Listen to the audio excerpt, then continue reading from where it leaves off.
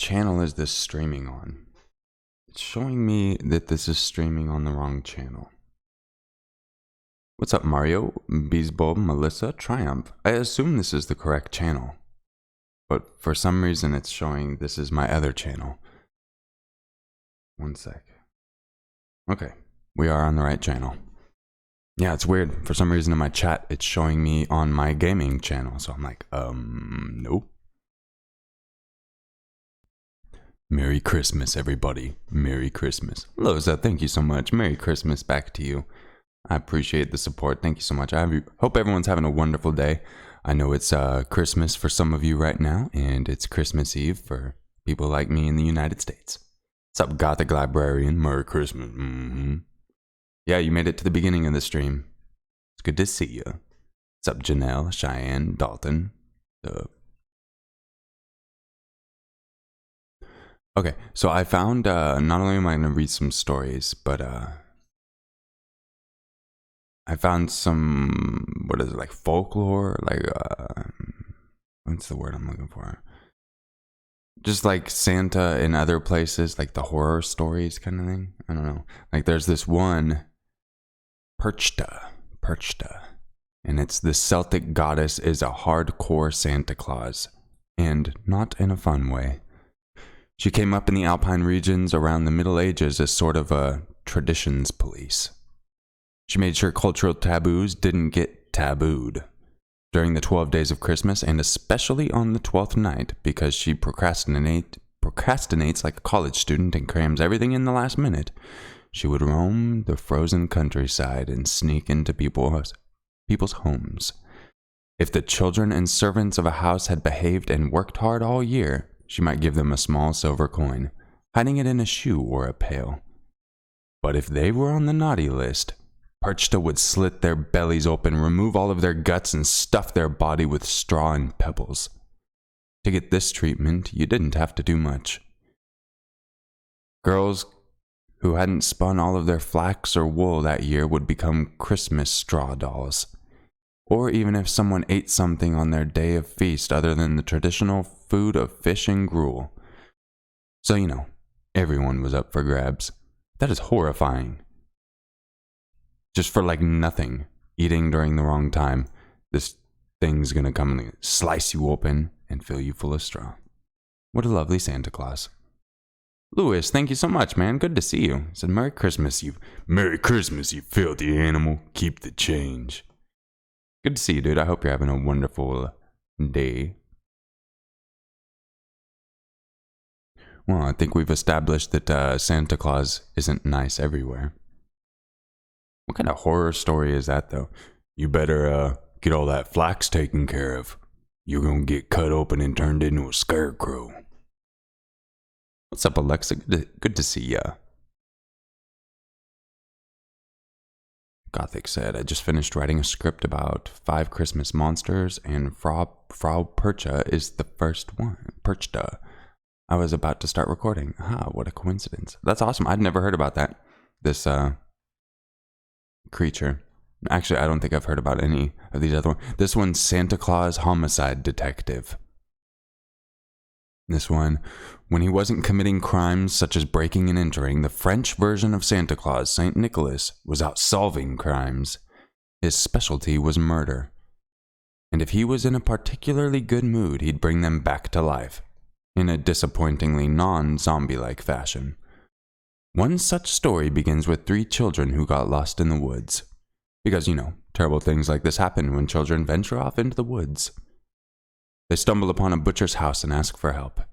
He invites them inside, fattens them up, and sends them to bed. This sounds like that one story where the witch fattens them up to eat them, that gingerbread house. Then he gets the Worst Host of the Year award by chopping them up into little pieces and sticking them in a barrel of salt for pitasiles, a salty pork dish. But they're not pork. 7 years later, St. Nicholas decides to go for a walk in the middle of nowhere and also knocks on the same butcher's door. When he's inside, he asks for petis sales. The butcher gets him something fresh. St. Nicholas gives him a look and says, "Why don't you give me the meat you prepped 7 years ago? you homicidal maniac. Okay, I made that last part up. He was probably a lot classier about it. Then he sticks his finger in the right barrel, and the 3 kids magically spring back to life. In some versions of the story, the butcher becomes St. Nicholas's assistant.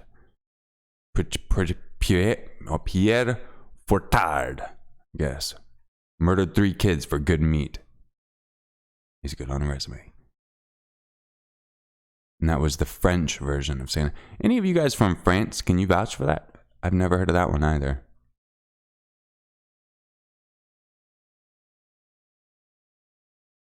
It's the long pork.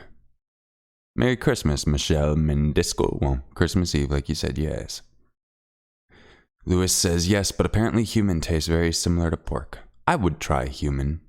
If, like, I needed to. I would definitely do it. Like, if I was part of the Donner Party, I would eat everybody. They're like, we just got done eating Joe. And I'm like, I'm still hungry. Come here. They're making a Hansel and Gretel horror movie. That's the story of Hansel and Gretel. I thought they already had a horror movie for that. And Pierre Fouettard is also on my list. That's awesome. What's up, Nikki? I don't know why I was saying Nikki. What's up, Nike? What's up, Nikki? AF22 man says, pirates who ate humans. There are probably some pirates who have eaten humans. I know some people who have gotten lost on the ocean have eaten people because they just eat their buddies. Gotta do what you gotta do. Justin says, happy Festivus. Happy festivities to you, my friend.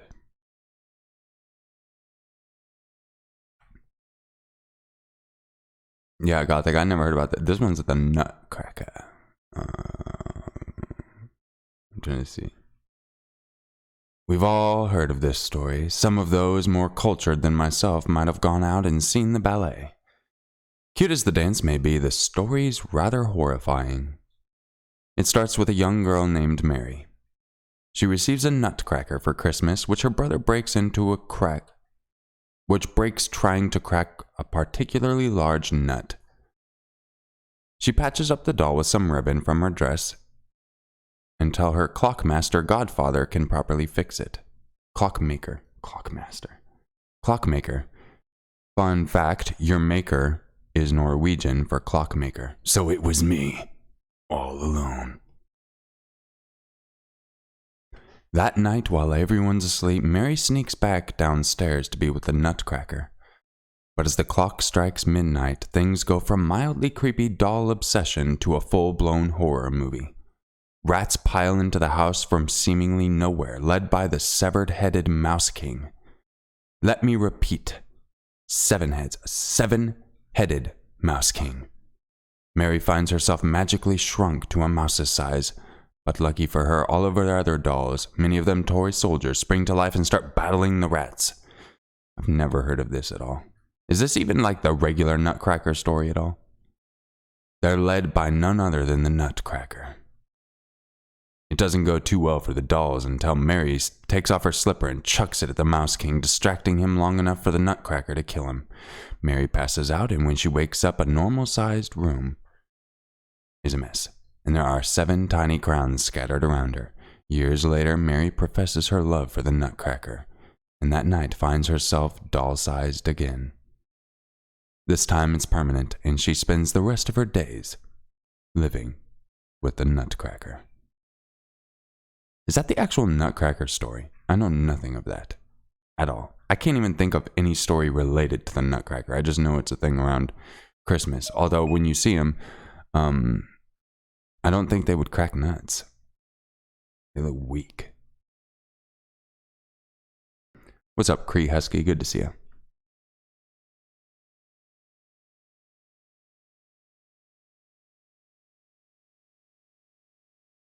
Asylum says, I just watched Sinister 2. I know it's bad.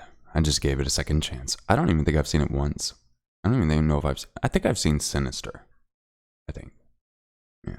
What's up, Christopher? Good to see you, dude. Hope you're having a Merry Christmas. Well, Christmas Eve. Could be Christmas for you. I don't know. Yeah, it's the true Nutcracker. So that's the actual Nutcracker story. Oh, interesting. Yeah, I had no idea. Alright, let's get away a little bit away from the folklore, and this one is a true story, supposedly, and it was on Let's Not Meet a couple days ago, so hopefully you haven't heard it, and it's titled, He Was Only Wearing a Hat.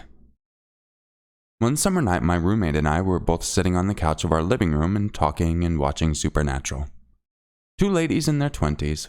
We felt safe, and with just the unlocked screen door closed a few feet from us, I sat facing the window to the backyard. Now, I will say this, we're completely naive. We had the back porch light on and lived in a townhouse facing a ravine. So for anyone to get back there, they would have to walk past either 10 other houses on the left or 5 other houses on the right. It wasn't the safest around, as it housed mostly students from our nearby university. But hey, we all knew drug dealers by names. They were our buddies. This is also why my roommate didn't freak out right away when I began yelling. She thought I was joking with a drunk friend. So to set the stage. So the stage is set, now to the creepy part. I was sitting facing the window and my roommate faced me, so her back was to it. I was the only person to have actually seen him. At first I thought my mind was playing tricks on me. I had smoked a little bit of the devil's lettuce earlier that evening. Just at the edge of the window I could see a smiling face of a middle-aged man. But before I could register what I was seeing, the face backed up out of my view. Not wanting to freak out my roommate in case it was nothing, I went silent and went to look out the door. This freaked her out, of course, and there I saw an image that will be burned into my brain forever.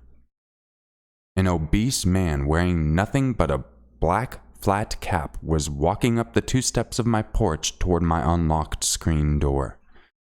I yelled at the top of my lungs something like, "Get the hell out of here, motherfucker! I'm calling the cops!" The part that stuck with me is the fact that he just held up his hands in an appeasing gesture and kind of silently chuckled as he backed up, a big grin on his face the whole time. Like it was all some funny misunderstanding that he was naked in my backyard about to come into my house. My roommate never saw him, which I'm glad for, but she was mad I didn't tell her what I suspected was going on at the time. We called the cops and 3 officers showed up and searched the area, but found no one. The part that still freaks me out is how long he was standing there listening to us. I don't really know if he tried to open the door, but the fact that he could have, terrified me. I rationalize it now, thinking he just wanted a reaction, and I'm glad I gave him an angry one instead of a scared one. All the same, naked guy in my backyard.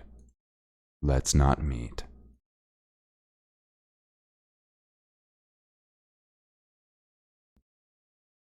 I don't really see what's strange about that. I'm walking around naked in my neighbor's backyards a lot of the time. We have neighborhood watch around here, and I figure not too many people want to tussle with a naked guy.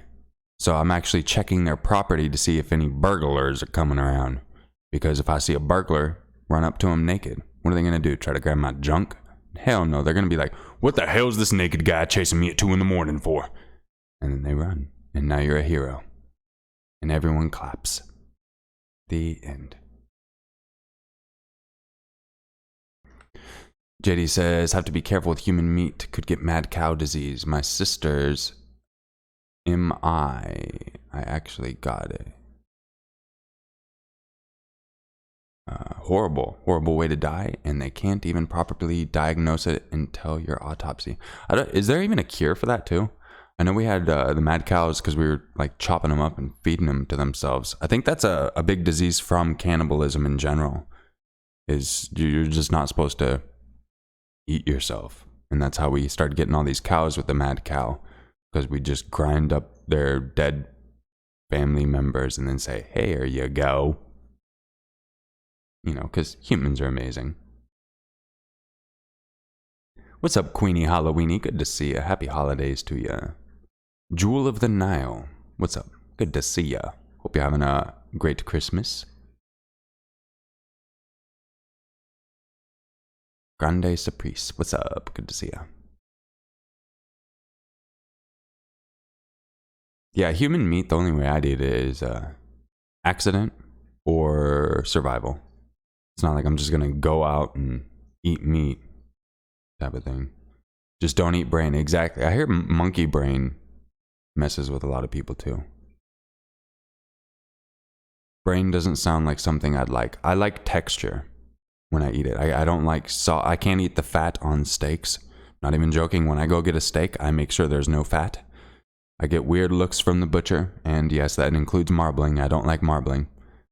And yeah.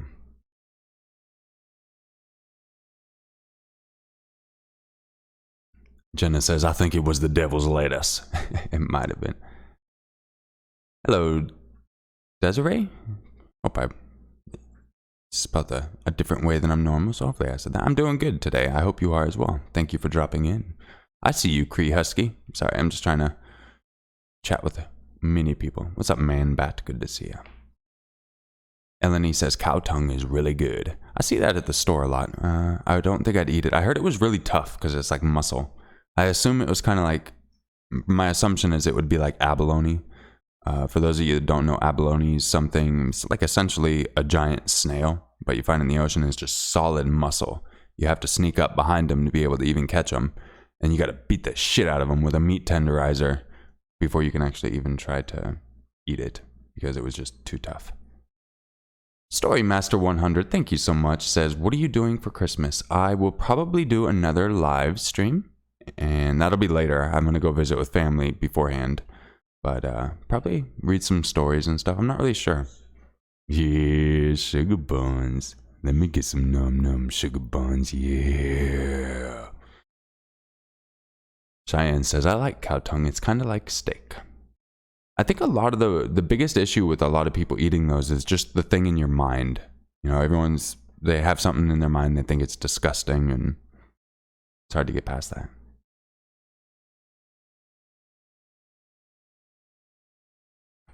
Queenie Halloweeny says, I'm Mexican and lengua.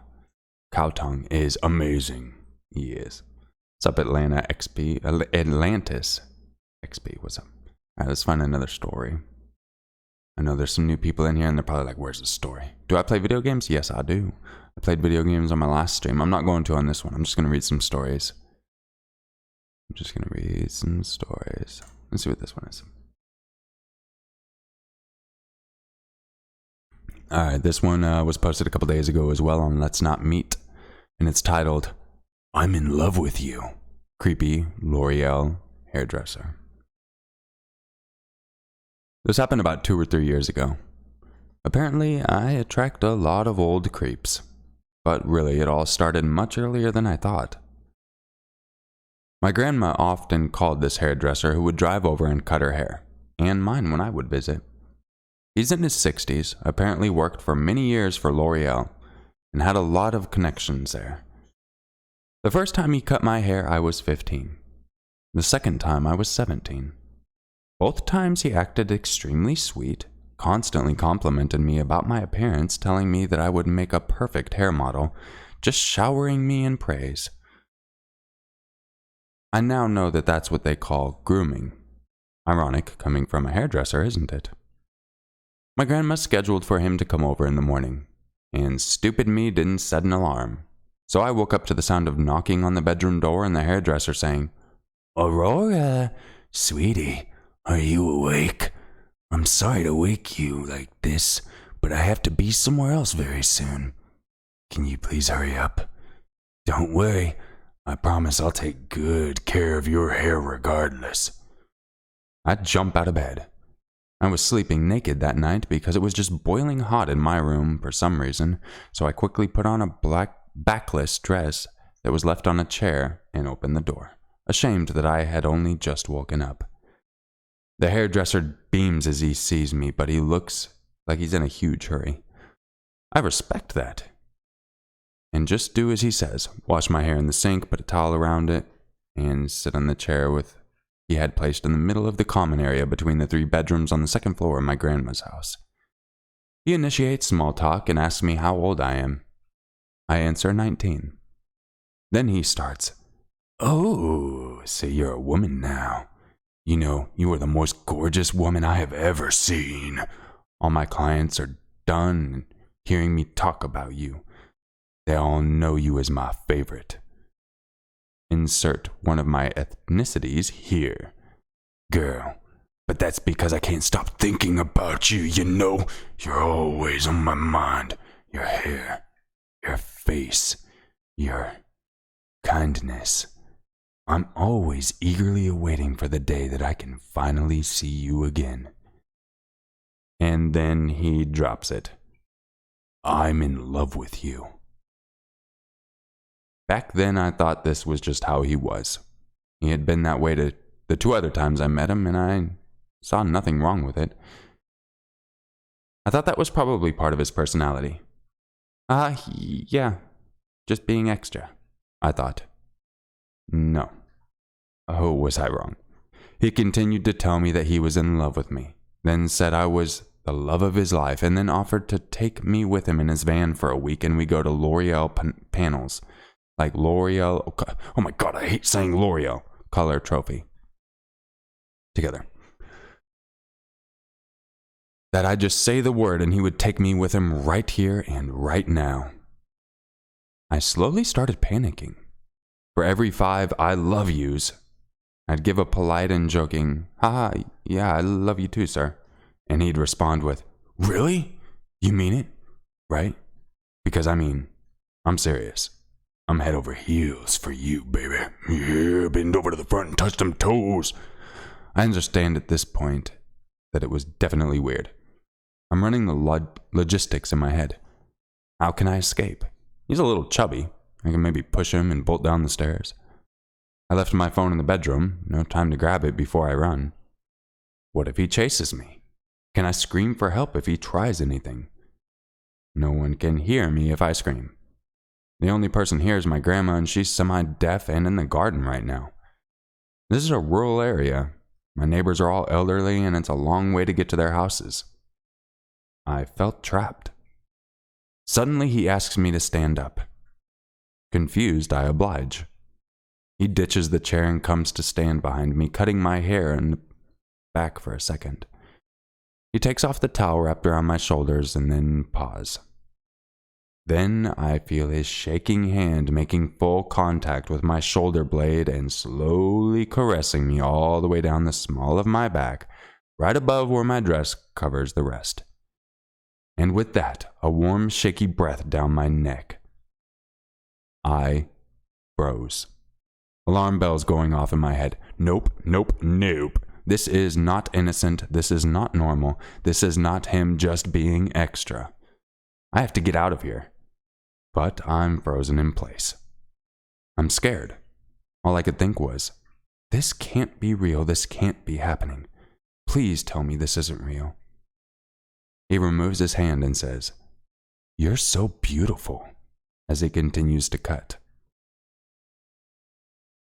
Then I remembered something my grandma had told me about this man. His wife of 40-plus years left him not too long ago, but he found someone else with whom he seemed very happy, and with whom he went on a trip to Greece. So I decided to bring it up and put some distance between us. I said, "Oh, by the way, sir, I heard about your new partner. You went on a trip together, right? Congratulations." A new partner? I never had a new partner. I'm as single as can be. Oh? I'm sorry, I must have been thinking of someone else then. He was lying. Eventually, he finishes cutting my hair and tells me he's running late, so he needs to leave immediately. I lead him down the stairs, and he asks me again about the offer of going with him for 1 week and hopefully more on a trip in his van to tour L'Oreal panels. I politely refused. He asked me out for coffee. I politely refused again. He asks me if I often spend time in this area. I say no. He looks extremely frustrated, but finally says his goodbyes and leaves. When my grandma finally comes back in from gardening, I ask her, still trying to recover from the shock, "Hey Grandma, I asked the hairdresser about his partner and he told me I asked the hairdresser about the partner you told me he was so in love with. He said he's always been single since his wife left him. Did you maybe mistake him for someone else?" What? He said that? Oh no, absolutely not. Believe me, I've never made that kind of a mistake. Indeed, I believed her. I later told everything to my parents and then told my grandma. She was outraged and never called him again. She now has a new favorite hairdresser, and here's what I have to say to the previous one who wanted to meet up again so badly. Let's not meet again. The end.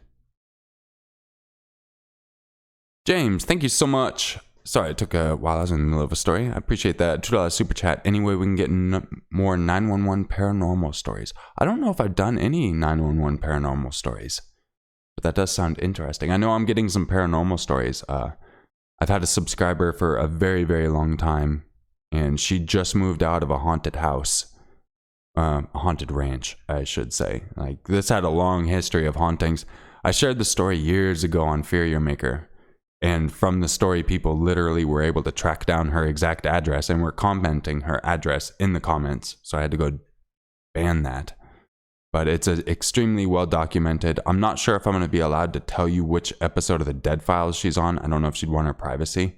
But they actually had a paranormal television show go out there. But they finally just sold that and they have a new house. So I have her on my private Facebook. I'm like, hey, we're still waiting for the rest of that damn story. So she wrote out a story. I'm gonna see if she can add a few more details for us too. I got some pictures and all that kind of stuff, so that'll be fun. No, it's not Skinwalker Ranch, no. Lord of Shower, thank you so much, dude. Happy Christmas to you as well, man. You just snuck up on in here. I appreciate you so much, man. I hope you and the family are having a wonderful holiday season.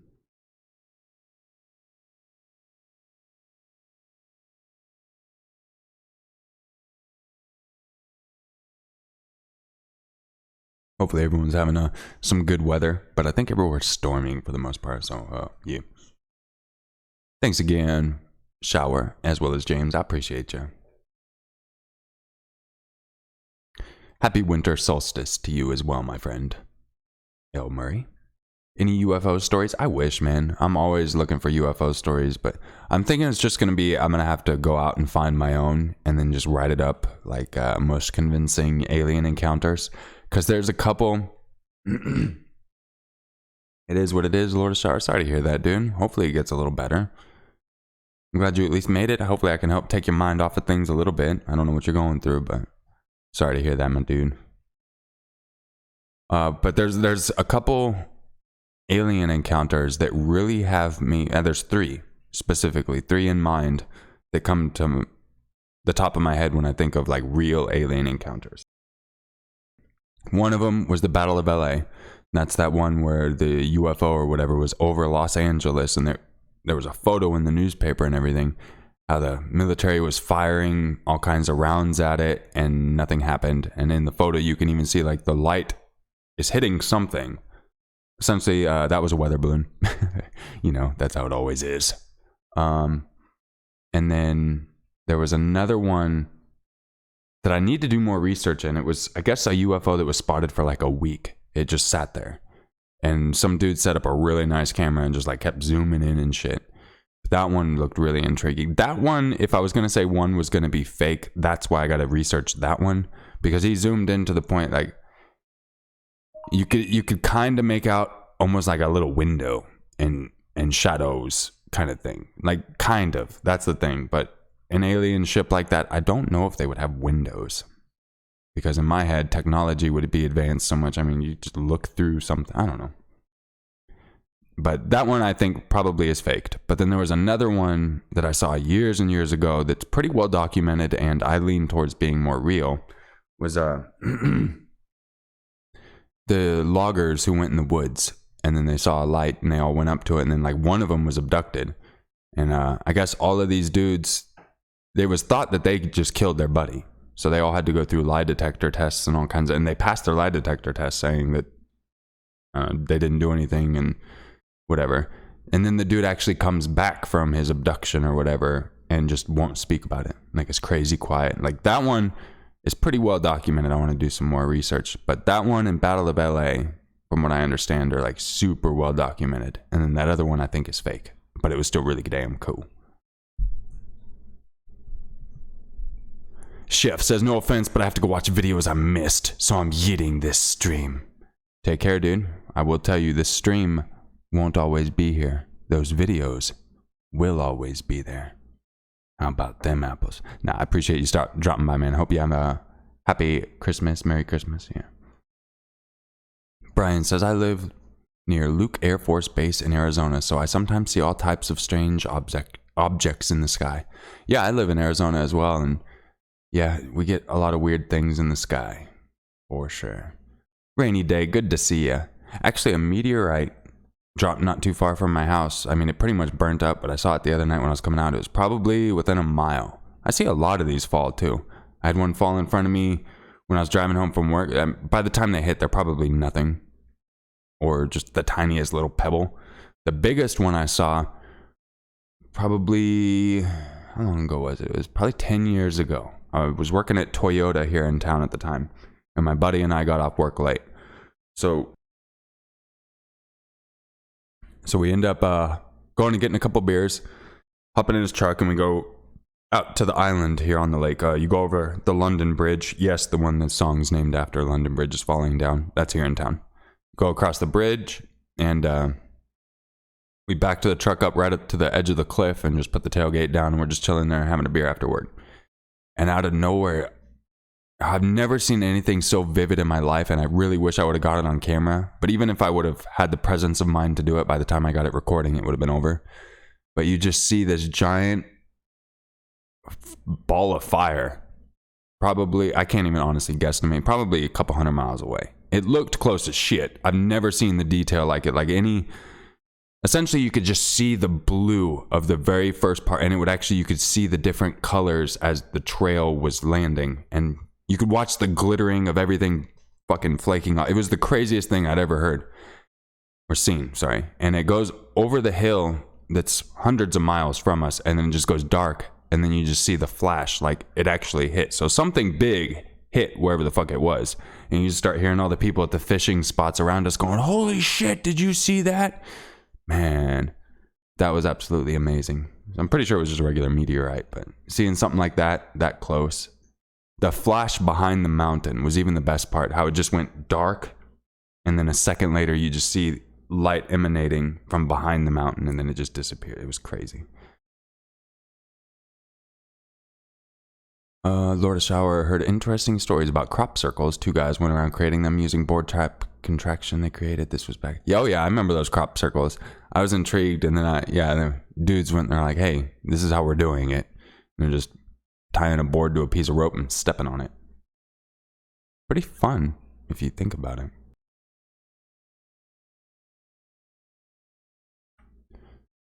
Brian says, that's crazy. You have seen something similar. Man, the Arizona skies are amazing. I mean, just, you don't have much light pollution. You get to see everything. You can see the milkiness in the Milky Way. I know there's a lot of other places that have the same similar view, but in the desert where there's nothing around, like, man, the night skies here are pretty.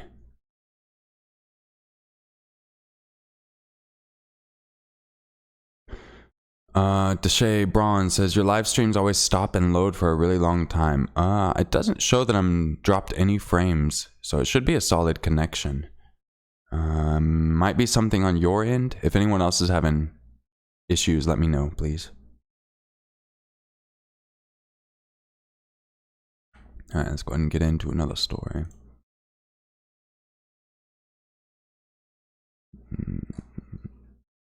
What are these other ones I have?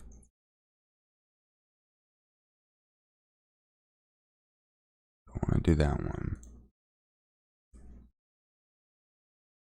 Holy crap, I've had this story for like 2 weeks and never even narrated it. Oh, it's long as shit, so I gotta narrate that one too. I have some stories lined up for the next video, I've also got stories that I have people doing collaborations for, but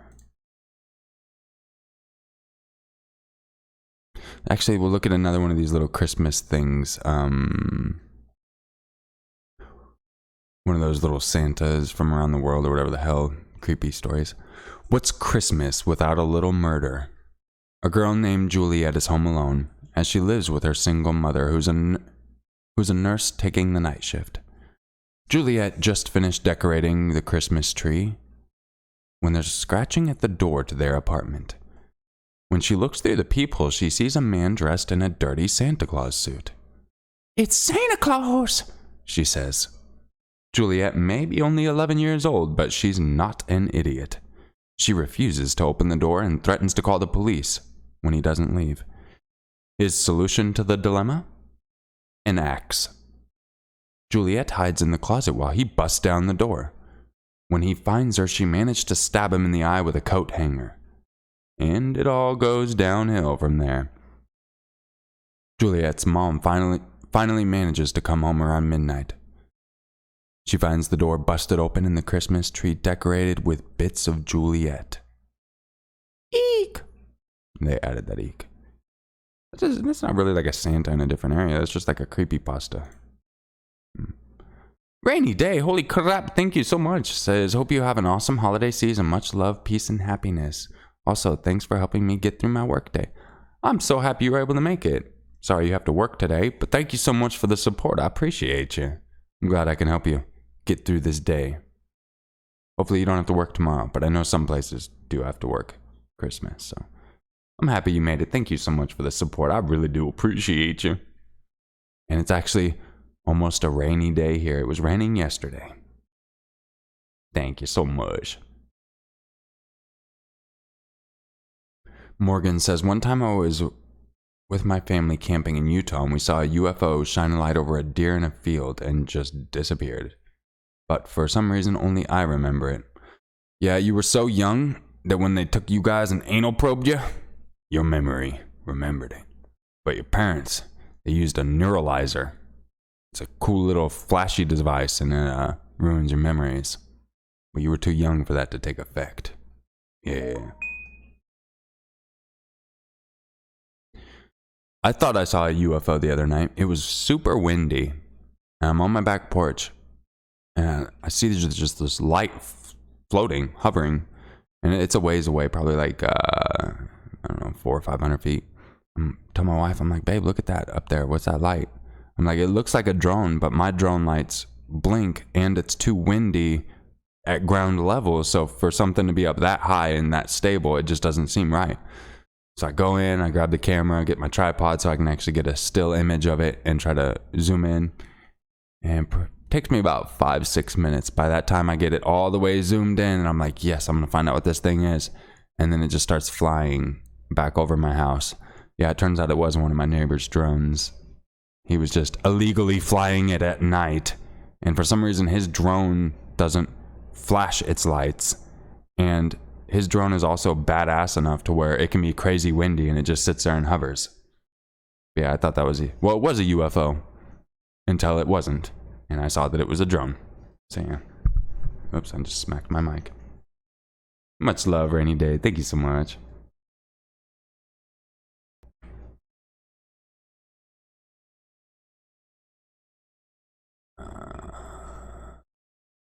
Yeah, if anyone's wanting to submit stories, feel free to email it to yourmaker6260@gmail.com. Yeah, Andrea, feel free to email that to me, like a link if you have it on Reddit or whatever type of thing.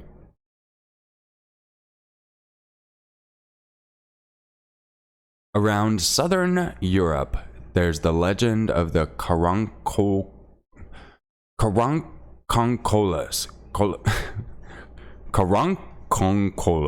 goblins. These little monsters live underground throughout the year and only come up during the 12 days of Christmas. Although some say they're only up for the first 10 days of Zamheri, the dreadful cold, as late December is friggin' freezing. Most say that they're the most annoying They're more annoying than harmful, pulling pranks, causing mischief, and demanding piggyback rides from humans. But in Turkey, it's a different story. They'll hang out on the streets at night and ask seemingly ordinary questions to passerbys. If you don't answer correctly, the goblin kills you. Oh, that seems nice. The correct answer is kara, Turkish for black. Another favorite hobby of the little things is calling out to people while imitating the voices of their loved ones, luring them into the cold in the hopes they'll freeze to death. That's a mean little goblin. Never heard of them either.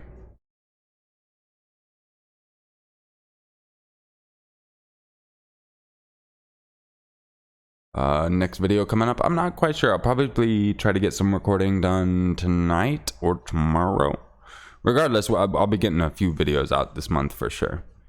And then I plan on getting some streams, and then for New Year's Eve, we'll probably do a nice stream as well. Get a bunch of stories and that kind of stuff. At least that's the plan. It all could change. All could change. I'm looking for another story real quick. Real quick, you know.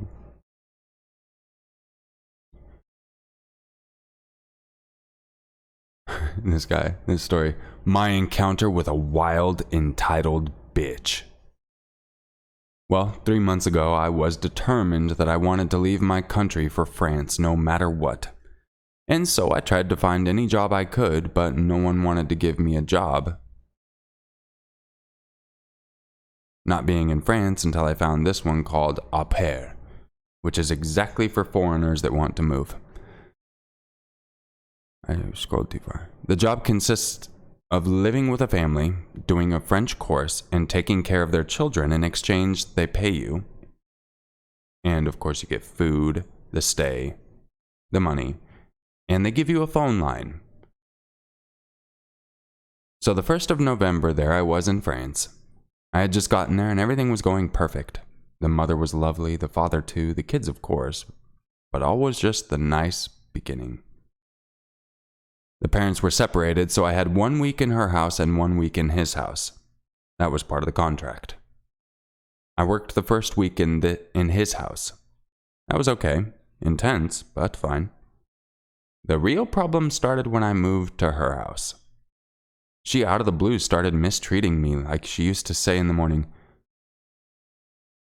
Make as though I'm not here, so don't talk to me. I got sick because of the climate change, and she was giving me some pills. There are no periods in this goddamn story at all. The previous afternoon, she had told me where they were, but in the morning I forgot, so I asked her, and she said in a very bad manner, I told you yesterday. I'm not telling you again. You have to become independent, so search for yourself. Later on that day, we started talking about my plans there in France.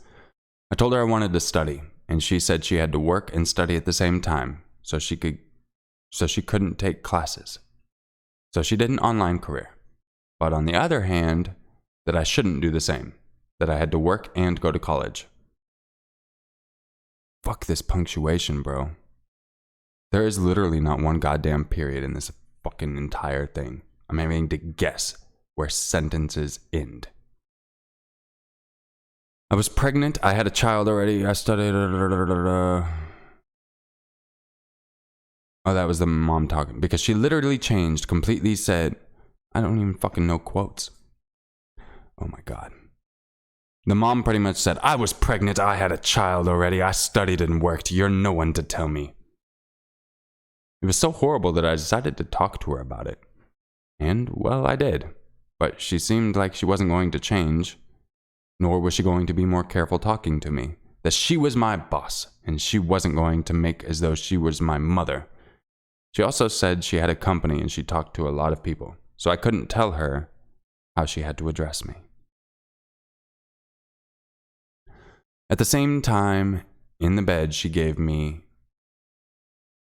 Okay, I'm done. I can't do this story. Sorry, guys. I don't know what the fuck's going on. This dude literally, there's one period after the first sentence, and then he's just fucking, he gave up. He gave up. Completely just gave up. Dude's got his commas on point, but for some reason just does not want to end a goddamn sentence. Side note, we'll make that a rant. If anyone's submitting a story, make sure you at least put a period at the end of your sentences. I shouldn't be trying to guess where a sentence ends. At least that thing, you know. It's a big pet peeve of mine.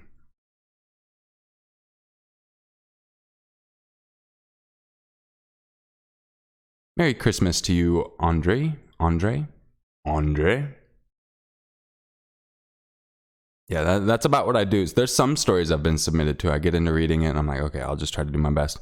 And I do about the same thing. Halfway, I'm like, no, fuck this. I'm not doing it. Not doing it. Nope. I think even one person I messaged him back, and I was like, hey, man, I really like your story.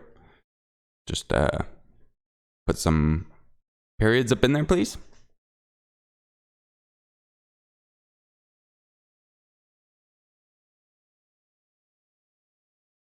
Yeah, I'm very easy when it comes to punctuation. Just tell me where a sentence starts and ends.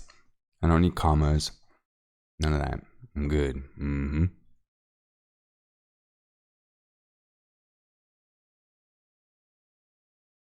A lot of these are kind of like just creepy. Like quote unquote creepy. This guy was a creep. Man with a blue jacket. See this one. Oh my god. I don't think I can read that one. This one's gonna take like a fucking 2 hours to read that one. Holy shit. Was stalked at 16. Creepy neighbor. Man stood outside supermarket. Completely still. False alarm panic in school. Creepy man in the parking lot. What the fuck? This subreddit has went to creepy men. Like everything, creepy man.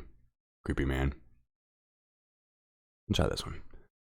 Okay, so this might not be as scary as some, but it really creeped me out when I realized what could have happened. So when I was 11 years old, I lived in a house surrounded by a complex for the elderly. My family were the only residents with children, myself and my 3 brothers. I'm a girl, by the way. So in this particular complex, there was this guy that would come and always help out the old people, taking their bins out, doing shopping, etc. He would always talk to us playing outside. The windows of the complex would face directly to our house, so they could look and see us playing often. Most days, he would just wave and say hi. We always saw him and didn't think too much of it. One day, he decided to come over and speak to us about what we were doing, what games we liked, and other general stuff. But when my mom came out, he would always say his highs and goodbyes and scuttle back into the complex. We would often catch him staring at us through the top windows. That particular day, not long after my mom went back inside, he came back. I remember the feeling I got, and I couldn't quite pinpoint it. I was the eldest of our group and the only girl. He started asking me about cameras and if I liked photography. I said yes, as I always enjoyed taking photos with a disposable camera my mom gave me. He kept saying he was a photographer from a catalog, and he thought I would be great for it. He also mentioned he had just got a load of new bikinis in and would like me to come by and try them on for the catalog. I had never seen this guy with a camera, and he always is scruffy. He certainly did not look like a polished professional. Now, although I was 11 and pretty streetwise, I had a bad feeling. He asked me to come over right away to his place, which was only a short walk away, so if I leave now, I could be back before it got dark. He was practically pulling me by the hand to go with him. I started to feel pretty scared at this point and began to make excuses and said that I had to ask my mom. I broke free and practically ran back home. When I told my mom what had happened, she disappeared for half an hour and came back looking extremely angry and a bit shaken up. I never saw him again. and now I'm older, I realize the danger I could have been in. God knows what would have happened if I would have actually went to his house. Pedo alert.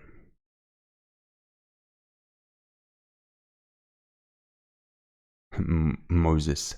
Feliz Navidad. Merry Christmas, my dude.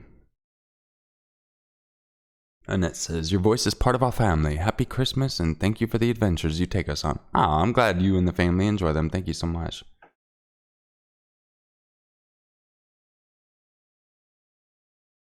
Dom Sushi says, I hope you guys all enjoy the holidays. Merry Christmas and happy 2020. Merry Christmas and Happy New Year.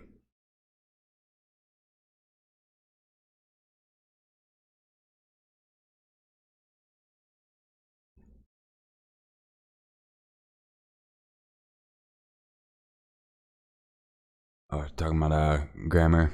Yeah, I'm a bit of a prude when it comes to grammar. Sometimes I can just like not worry about it, but I don't know.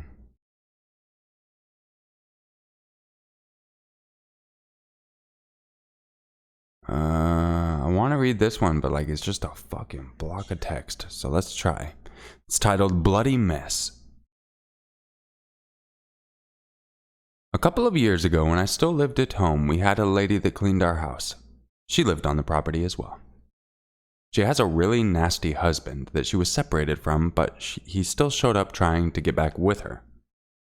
There were a few times where he would try to kick her door down or scream and shout for her to take him back.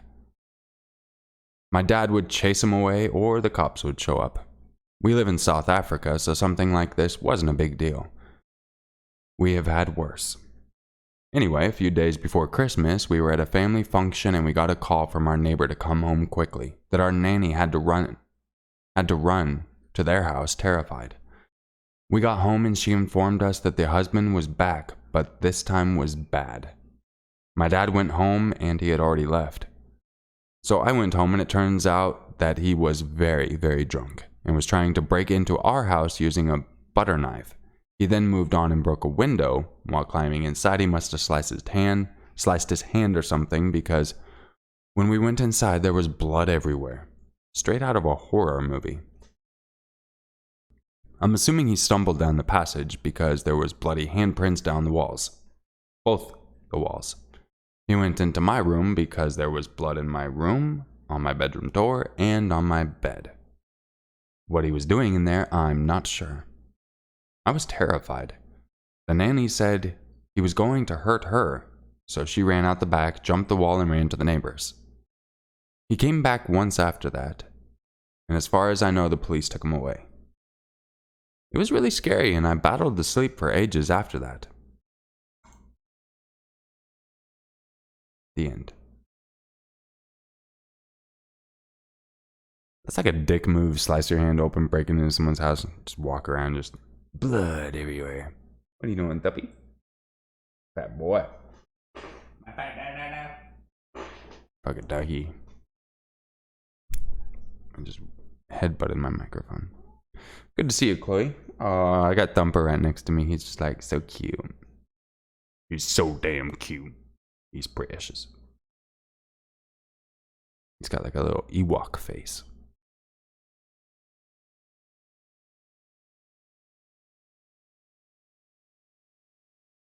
This story is titled The Running Masked Man. This happened just this week in Washington, D.C. I won't say where, for fear of exposing the comedy group in part. They're amazing and don't deserve any flack. I know I put myself in this situation by choosing to travel alone, but I wanted to vent. So here we are. As an improviser and comedy performer, I participate in quite a few shows. Oftentimes, since we work the day, these rehearsals will run very late, 1 a.m. or so. Rehearsals for our latest show had just finished and the other people had already left to hang out and have a few drinks or to go home. I decided to skip the drinks and head home and started walking to my car. I was alone at 1 a.m. in a not-so-nice area of DC. Yes, stupid, I know. I'm about a block or so into my walk when I see a man waiting at a bus stop. Strange, buses are out of service and the streets were deserted. All of a sudden, he looks up and I see he's wearing a ski mask. At this moment, I know he's not an innocent drunk or waiting for someone. He's up to something and something bad. Ski mask dude starts coming at me very fast, like running at me. I book it back to the rehearsal space, running like my life depends on it. Conveniently, no DC police were out patrolling the streets at that time, even though I see everywhere all the time, especially at night. I make it back and lock the door behind me. He didn't try to force the door open. Might have lost him on the way, I'm really not sure. 30 minutes goes by. I see a police car pass and I think he might be gone. Finally, I book it back to my car and zip off. Now I make sure to always walk with someone when I'm out alone, late in DC. Preferably a big guy. Yeah. Running masked man. Let's not meet again. I'm sorry you're sick, clam chowder. Hopefully you feel better. Getting the flu is no fun at all. That's horrible. Hopefully you're able to get well soon. You're going to be sick for your holidays. That sucks. I know a lot of people get sick for the holidays. That's what I'm afraid of. Just because everyone's always around and yeah.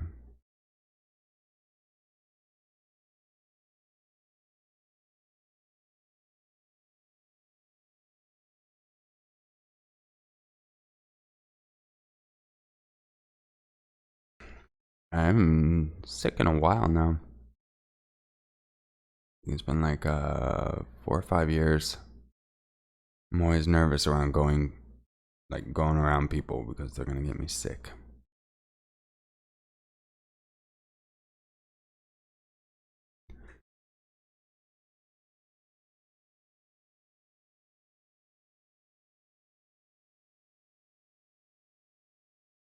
I'm trying to see if there's another story that's not just a creep. Creepy cousin. Oh my god. Mall creep. Lots of creeps. Lots of little creepies. It didn't have a doorknob, and some package nabbers got too curious. Let's see what that is. That sounds interesting. It's from a couple weeks ago. It's titled, I Didn't Have a Doorknob, and Some Package Nabbers Got Too Curious. Wanted to share this because it's Christmas time. 'Tis the season, and all that shit. But I also want everyone to be safe. Some background. I was around 13 or 14 at the time, and we had just moved into a new neighborhood. Our security door/gate was in the process of being replaced, so it didn't have a doorknob or locks. My dad had a rule that when both him and my mom weren't at home, that me and my siblings shouldn't open the door unless it was someone we knew. It was around the holiday, so packages were being delivered to our house very frequently. This is important. So my parents went out to do some errands and gave us the whole "don't open the door" speech before leaving. About an hour later, I was sitting on the couch watching TV when the doorbell rings.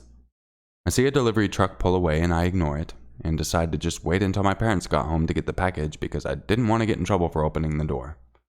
But then my younger sister runs to the door screaming, "I got it!" She goes to whip it open. I jump up and try to stop her, but by that time the door was already open and I could see the package through the security screen, so I figured that I'd just grab it. As I bent down and start pushing the security screen out of the way, I freeze because I hear 2 male voices say things like, "It's a package! Grab it quick, yeah." They were hanging around because they knew that Christmas packages came almost every day. They must not have seen me through the gate because when I looked up, I saw 2 big, stocky, shaggy guys speed walking through the lawn, stomping through the rocks, and straight towards me. I panicked, and for some reason my first instinct was, "The package! Oh no!" So I pushed against the door, snatched the box, and whipped and nay-nayed back inside and slammed that door. I added that nay part. He whipped inside, but yeah, Thumpy. When I looked out the window, I couldn't see the guys, but I told my younger brother and sister to go sit in my room while I proceeded to lock all the doors and close all the blinds. It was stupid to grab the box, and I still get chills today thinking about if they had decided to attack me or come inside. The kicker? The package that they wanted to steal contained washing machine parts.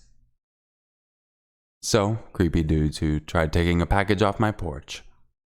Let's not meet. So grateful for camera doorbells these days. The end. What's up, Valerie? Good to see you. Hope you're having a merry Christmas Eve.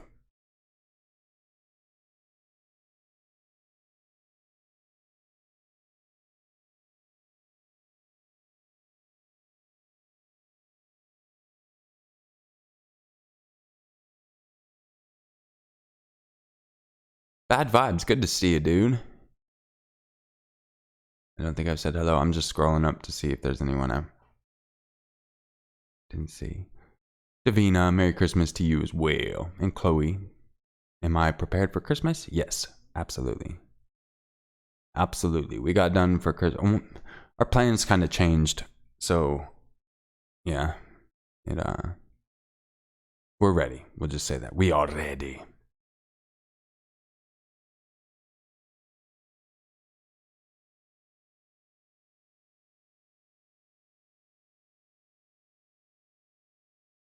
Yeah, I got Thumpy chilling here.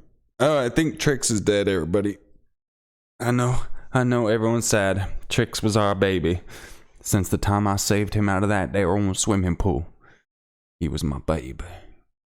But I think he's gone. I haven't seen him in a couple weeks now. And I know we had a really, really, really big storm. So I don't know if he got washed away and drowned, or if like one of the birds that have been flying around because they've been on the hunt got him, or if a coyote got him, because we have a lot of coyotes here. In fact, I think it's actually coyote hunting season to try to get the predator population down or something like that.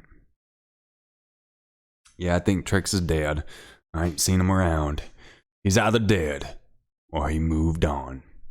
But yeah, I haven't seen him in a while. So I think he on there passed away. Good little Trixie. Rest in peace.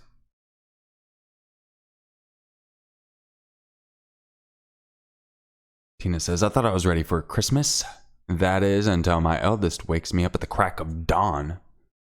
It's not even 5 a.m. here yet. You tell his ass to get back to bed. You say, you know what? Mama's sleeping. And that means you're sleeping. And if they say no, tie him up. Trix was a little bunny rabbit. He was that one I saved out of the swimming pool. He was a little baby bunny. I put it in one of my videos. A full video of him when I pulled him out of the pool and as he was drying. And yeah, he used to come by pretty much daily. I'd see him. He was he'd just chill a few feet from me and then drink some water and hop away. But I had a feeling he was going to get himself killed, because that's why we didn't feed him a lot or anything, as he was just getting way too comfortable in our backyard. He would just sit in the middle of the rocks. And it's like, bro, you know that we have birds of prey and they're ready to prey. And there was one day right after he ran away that a bird swooped in and was going so slow, just hovering over our backyard. And I know it was looking for him. It didn't get him that day. I know that because he was around after that. But I'm having a feeling it was that dang bird.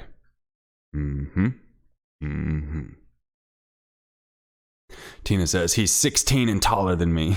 Yeah, that was like me with my mom. Yeah. But I know one spot you can kick him that'll make him shorter than you. You should start doing vlogs. I don't have that of exciting life. I could do it with like the wild animals around here. I thought about just trying to hide a camera out there because we had a family of quails. They started at probably like an inch tall. Little baby chicklets, little quail nuggets. And now they're all adults. You can see how many survived throughout it, but there's a walkway that all the wildlife takes. We got roadrunners, we got quails, we got bunnies, mice, like all coyotes. My wife was out there one time and the coyotes sitting like 15 feet away just taking this path. She's like, oh my God, I could have died. And he's hanging for a new Call of Duty.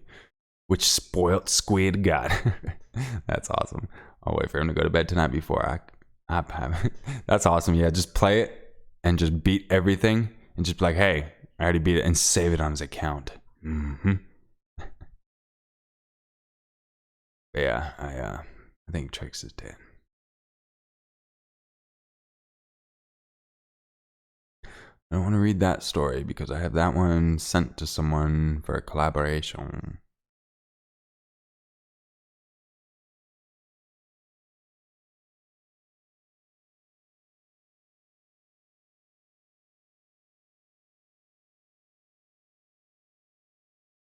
Are those bones? Alright, we'll try this story then. This story is titled, Are Those Bones?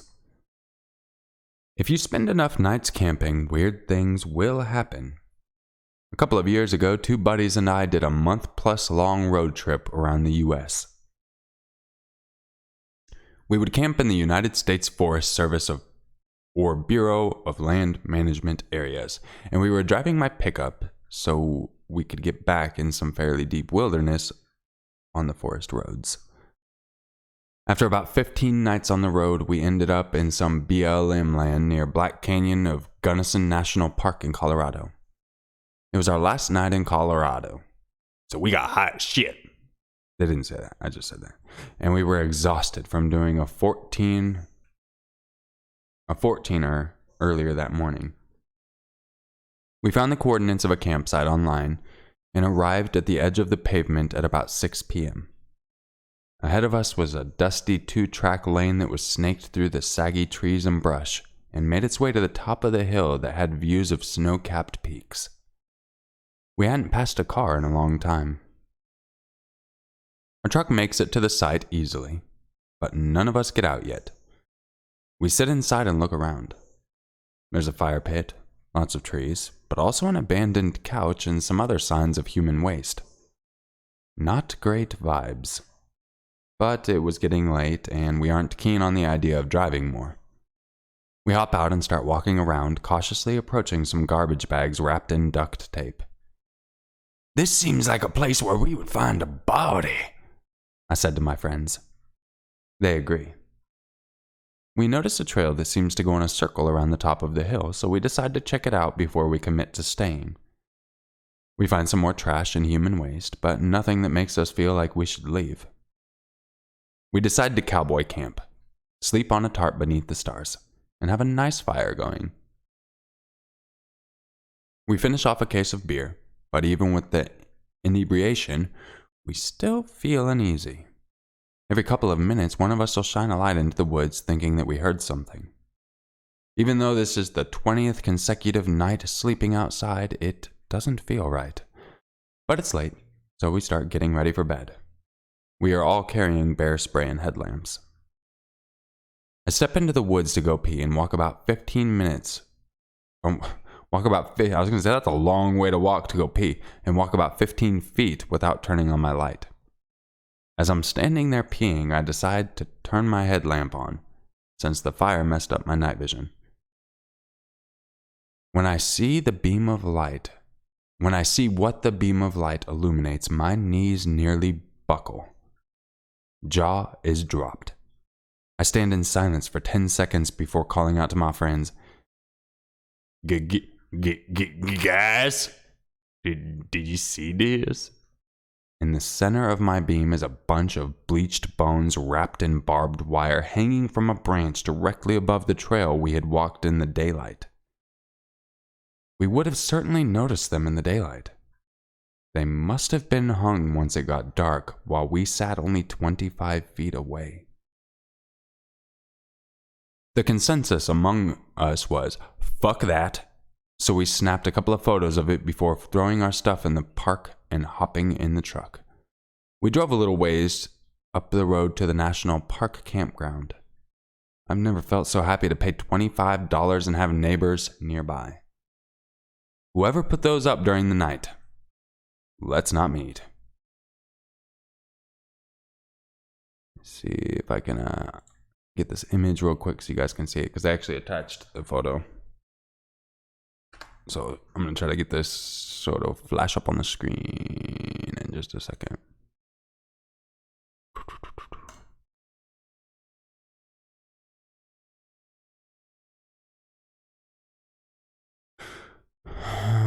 One second, guys. Almost.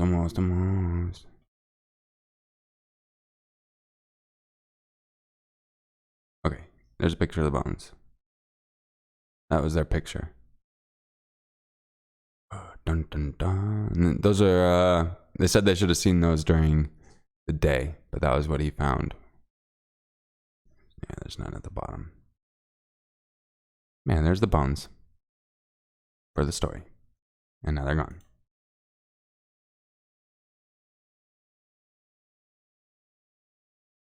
Tina says, I don't get the point of nukes. Obliterate a country with a weapon that makes that country unusable for many decades later. Well, I mean, humans really aren't the smartest creatures around if you just look at our history. We've kind of been killing each other and ruining shit and torturing each other for a very long time.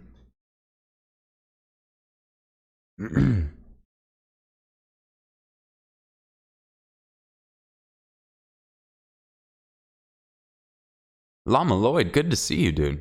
Seems like it's been a while since well, no, did I see you last stream? I might have saw you for a minute. I've been doing good, man. Hope you are as well. Good to see you. Star L, I've seen you around. I don't know if I said hello, but hello. Take care, Lord of Shower. Thank you so much. I don't know if you're still here, but Merry Christmas, my dude. Thank you so much for the support. I really do appreciate you.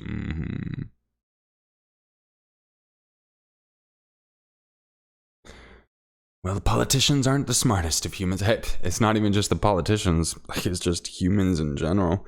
Humans are fucking stupid. Stupid. Yeah, it's pretty much, the way I see it, people are fucking stupid. I hate people. They're all stupid. A person can be smart, but people in general, we're stupid. That's just how it is. It's how it is.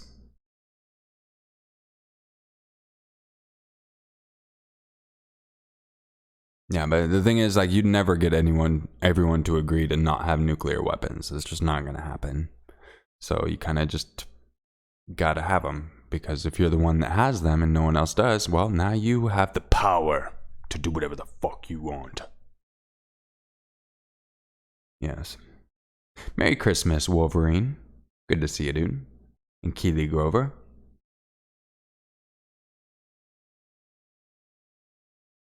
Gothic says, yeah, it's kind of just a whole who's got the bigger dick contest without thinking about consequences. Yep. Well, you also have to think we wouldn't know the consequences until we actually made the damn thing and used it anyway, so. Ignorance is bliss. By the time you know what it's capable of, you've already been producing them, so now everywhere else is going to be producing them. So, 'tis life. Rotten Cherries, what's up? Good to see ya. Merry Christmas to you.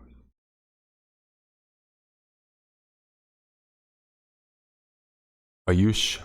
What's up? Merry Christmas, man. And yo, it's Cortez.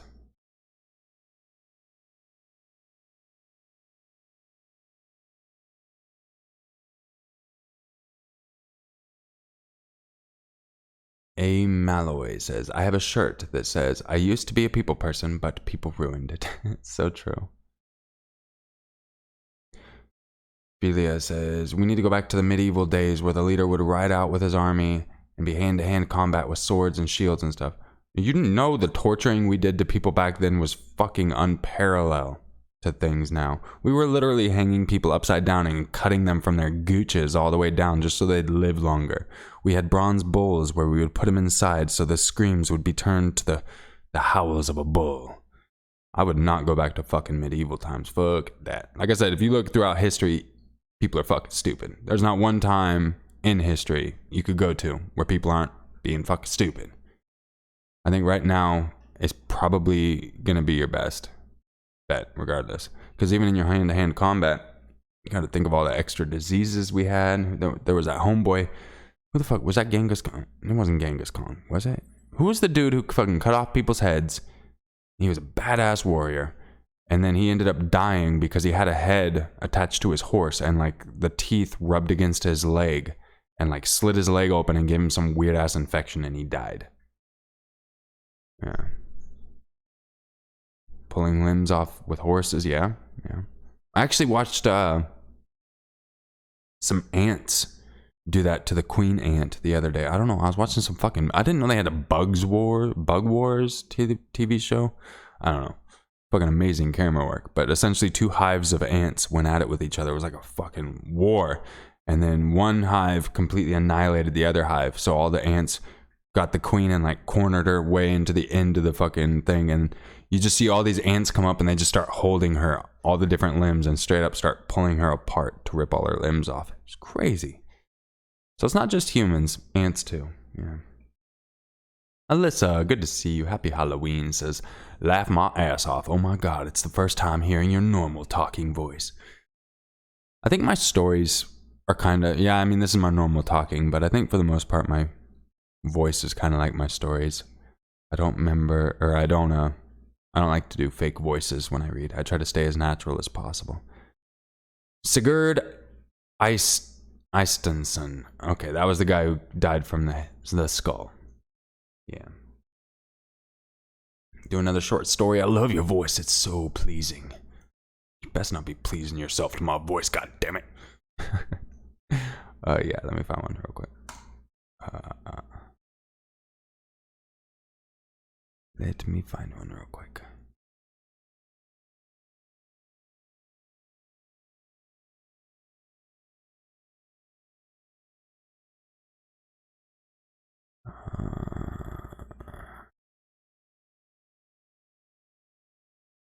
Let's see what this one says. This is titled, Stranger opened my door in parking lot while I was in the car, presumably to rob me. So I'm pretty sure I was the target of a robbery tonight. Happened about 4 hours ago. In case anyone is wondering for context, it isn't really pertinent to the story, but I'm a 24-year-old Hispanic male. I was returning home from an afternoon of shooting my new shotgun I bought. I stopped to get some dinner at Wingstop and parked in a parking lot right in front of the store that had all the glass front and looked directly into the parking lot no more than 20 yards away where you could see my vehicle. Pretty safe, right?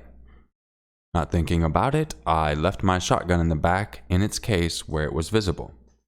You could not see the firearm itself, but you could certainly see that there was a rifle of some kind due to the shape of the bag. Also, had a duffel bag next to it. Anyways, go in and eat dinner, had a couple beers, and I'm pretty content. I walk outside and see this sketchy-ass motherfucker, walking around the parking lot, specifically around my vehicle, kind of looking around. Just generally sketchy body language, and I immediately got a bad feeling. It was kind of a more poorer area of town, and there are some weird people in this little city I'm in, so I just put my paranoia to the back of my mind and think maybe this guy is going to ask me for some money or something. As I approach my vehicle, he sort of turns around and walks off a bit, but still close to the car. Still not thinking much of it, I keep alert just in case. I step inside my vehicle and put the key in the ignition and turn it on. All the while I see this guy out of my peripheral standing at my passenger window, and I'm also thinking it's pretty weird he's standing there, and I'm thinking he's going to tap on my window and ask me for money or a ride. Nope. Motherfucker opens my car door as soon as I put it in drive, and I didn't want to find out what he was doing or what he wanted. I peeled out of the parking lot like a bat out of hell, door open and all, someone honking at me, not knowing some fucking creep tried getting in my vehicle to do who knows what. I called the police and gave a description of the suspect along with the location. I'm pretty sure that guy was driving around looking in cars, saw what I had in the backseat and noticed my gun, and when he couldn't get in because it was locked, figured he would wait around for me to return and hold me up. Thank God I had locked the door, otherwise my firearm would have been stolen and used in who knows what kind of crime, and it could have come back to me.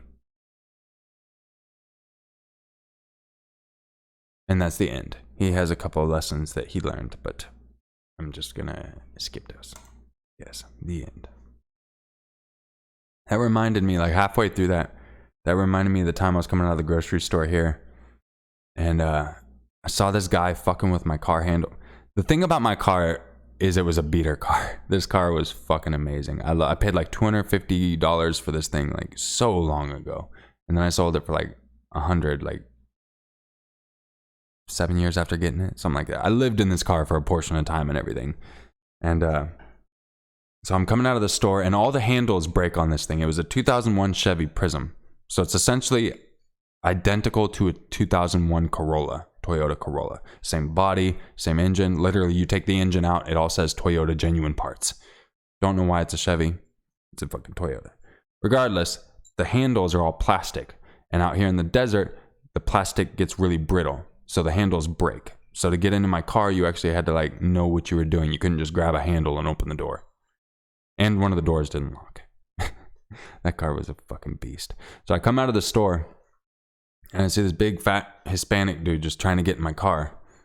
And I walk up and I'm like, hey. He starts walking away when I start getting close. I'm like, hey, you trying to get in my car? And he's like, comes back over, and he's drunk as fuck. And I don't know what he's trying to say, but he's just like wobbling everywhere. I'm like, get the fuck out of here, dude.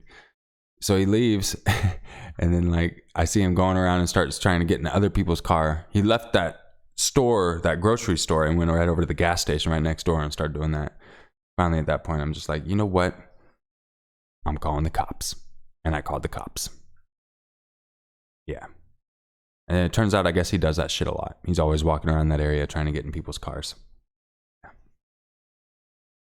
Turbid H20 says, didn't you start recording stories on your phone in your car? Yes, I did. Yes, I did. I think it was a LG F3 is what I used when I first started. Yep. Alyssa says, I listen to your stories to help me fall asleep. Oh, I appreciate that. I'm glad I can help you relax.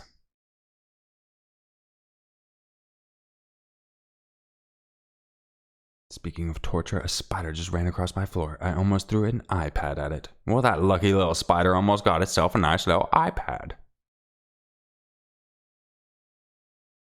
Well, everybody, I might just go ahead and end this stream. Been about an hour and a half, not too shabby. I know I gotta get ready to go some places a little bit later, and the missus isn't even awake yet. Oh, yeah.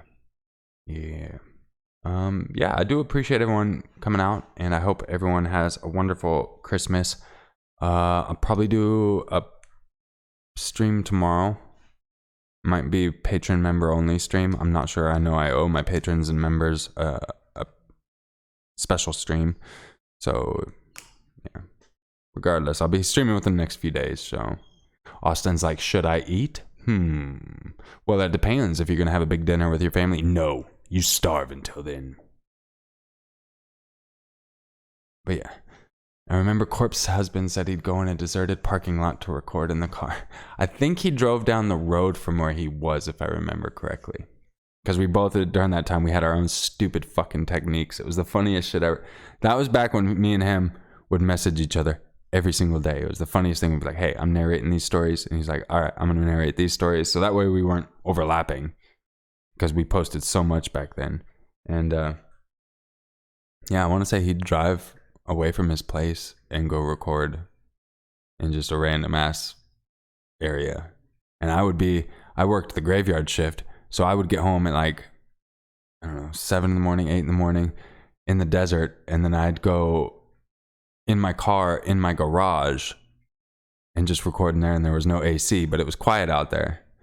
And I'd be dripping sweat. I had to have a towel next to me and a giant glass of water. And I would literally be dripping sweat to the point I couldn't even read because the sweat was going in my eyes. It was so fucking hot.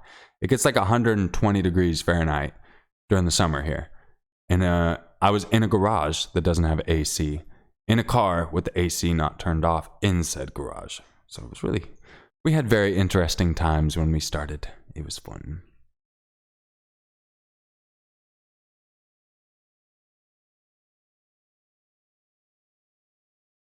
Yeah, before YouTube was a total bitch, exactly. I think even Saturday Night Live got copyright claimed.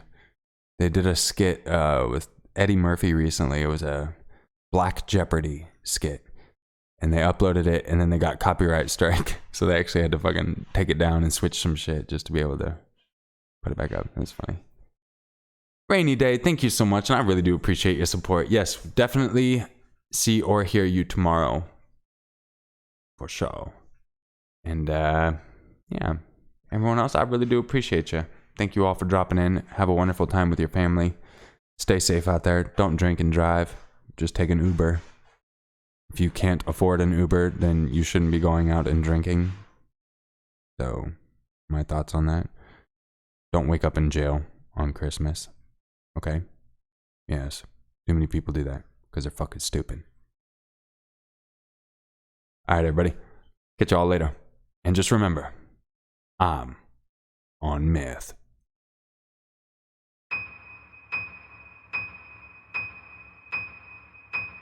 I'm on meth. I'm on meth. I'm on it too. So am I. So am I. I'm on meth. Meth is not someone else's problem. It's everyone in South Dakota's problem.